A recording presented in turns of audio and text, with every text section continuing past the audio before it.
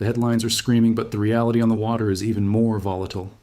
We are standing at a precipice that the global economy hasn't faced in decades.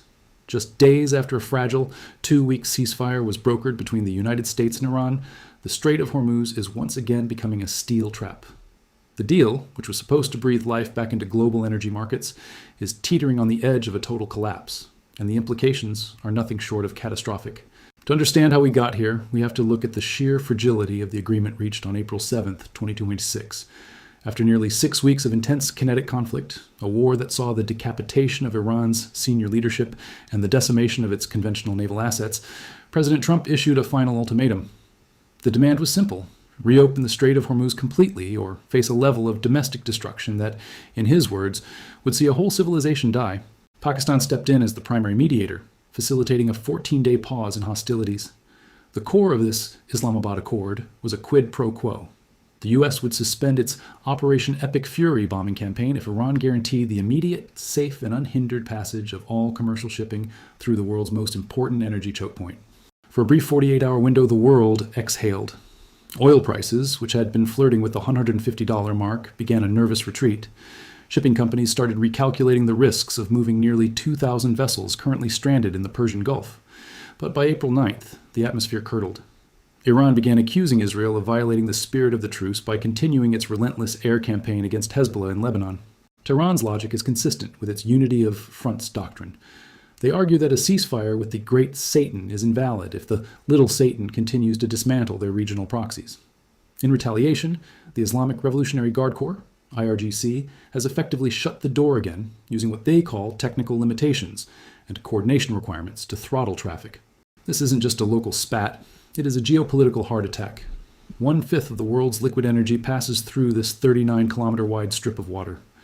When Iran shuts Hormuz, it isn't just sticking a thumb in the eye of Washington. It is holding the industrial economies of China, India, and Japan hostage. Currently, the IRGC has implemented a permission-based model. They aren't just blocking ships, they are selecting them. If you are a Chinese-flagged tanker or a vessel carrying Russian grain, the gates might open. If you're carrying Qatari LNG destined for Europe or crude for an American ally, you are told to turn back or risk being seized. We've already seen reports of Qatari LNG carriers aborting their transits because the safe passage promised in the ceasefire has evaporated into a requirement for IRGC escorts, an impossible demand for Western-insured vessels. The White House is in a corner. The Trump administration has characterized the ceasefire as a total victory, claiming that Iran's military is combat ineffective. But combat ineffective is a relative term in the Persian Gulf. You don't need a blue water navy to shut a choke point. You need naval mines, fast attack missile boats, and shore-based anti-ship batteries hidden in the jagged cliffs of the Musandam Peninsula. Even if the U.S. has destroyed 90% of Iran's traditional frigates, the remaining 10% of asymmetric capability is more than enough to keep insurance premiums so high that no commercial captain will enter the Gulf. The ceasefire was always built on a foundation of sand because it ignored the Lebanon variable. Israel's prime minister has been crystal clear. The deal between Washington and Tehran does not include a pause in the Galilee. As long as the Israel Defense Forces continue to hammer Hezbollah's infrastructure, Iran feels compelled to use its only remaining lever of global influence, the oil tap.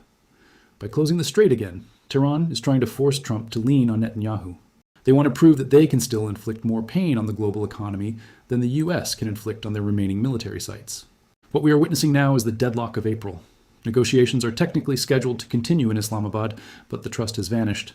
The U.S. is signaling that if the complete, immediate, and safe opening of the waterway isn't restored, the pause in bombing will end within hours, not days.